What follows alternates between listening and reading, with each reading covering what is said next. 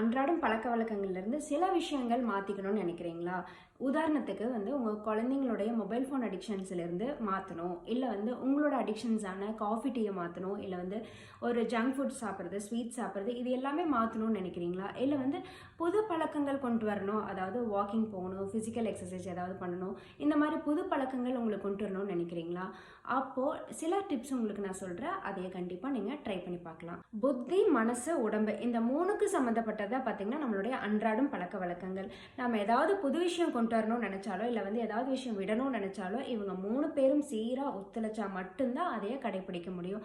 உதாரணத்துக்கு நம்மளோட புத்தி சில விஷயத்தை கடைபிடிக்கணும்னு சொல்லுது, ஆனால் மனசும் உடம்பும் குறுக்கு திரும்பிக்குது. அப்போ நம்ம எப்படி செயல்படுத்த முடியும்? கண்டிப்பாக ஃபெயிலியர் தான் நம்ம மீட் பண்ணுவோம். இப்போ இந்த 3ஐயுமே எப்படி சீராக வச்சுக்கிறதுன்னு பார்க்கலாங்களா? உதாரணத்துக்கு நம்ம குழந்தைங்க கேம்ஸ் விளையாடுறதையே எடுத்துக்குவோம்.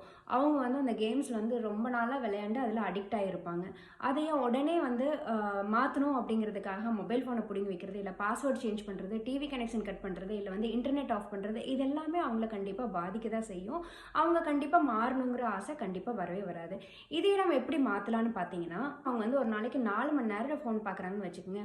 அதில் கொஞ்சம் கொஞ்சமாக குறைக்கலாம். அதாவது 100%லேருந்து ஒரு 20%ஆக குறைக்கிறது, அதுக்கப்புறம் ஒரு 20%, அது மாதிரி கொஞ்சம் நாளாக தான் நம்ம இதை குறைச்சிட்டு வர முடியும். ஆனால் இப்படி குறைக்கிற நேரம் பார்த்தீங்கன்னா, நீங்கள் இப்போ அவங்க 1 மணி நேரம் குறைச்சிட்டாங்க அப்படின்னா அந்த 1 மணி நேரத்துக்கு அவங்களுக்கு ப்ரொடக்டிவாக என்ன வேலை கொடுக்கலாம், அதாவது அவங்க அதுக்கு ஈக்குவலாக அவங்களுக்கு பிடிச்ச வேலையை அந்த ரியல் வேர்ல்டில் என்னென்னலாம் செய்யலாம் அப்படிங்கிறதுக்கு நீங்கள் ஆக்டிவிட்டீஸ் கண்டிப்பாக பிளான் பண்ணி வச்சா மட்டும்தான் அவங்க மாற்றிக்கிறதுக்கு ரொம்ப ஈஸியாக இருக்கும். இது ஒவ்வொரு குழந்தையும் பொறுத்தது. கண்டிப்பாக ஒரு வாரத்துலேயோ இல்லை ஒரு மாதத்துலேயோ இல்லை சில நாட்களில் நடக்குன்னு நினைக்கக்கூடாது. ஏன்னா சம்டைம்ஸ் 6 மாதங்கள் கூட ஆகலாம். அதனால் அதுக்காக வெயிட் பண்ணி நம்ம அதுக்காக சின்ன பிளானிங் எல்லாம் பண்ணிகிட்டே இருக்கணும். அவங்கள என்கேஜாக வச்சுக்கிறது, அவங்கள சந்தோஷமாக வச்சுக்கிறது, அந்த ரியல் வேர்ல்டு பற்றி அவங்க புரிய வைக்கிறது, இதெல்லாமே நம்ம செஞ்சுட்டே இருந்தோம்னா குயிக்காக அவங்க மொபைல் ஃபோன் அடிக்ஷன்லேருந்து ரியல் வேர்ல்டுக்கு வர்றதுக்கு உதவியாக இருக்கும். அவங்களுக்கு சில ரெஸ்பான்சிபிலிட்டிஸ் கொடுங்க. எக்ஸாம்பிள் ஒரு பிளேட் எடுத்து ஒரு சாப்பாடு போட்டு சாம்பார் போட்டு அவங்களே எடுத்து சாப்பிட முடியும் அப்படின்னா அந்த வேலைகளெல்லாம் அவங்கக்கிட்டேயே கொடுங்க. அதை விட்டுட்டு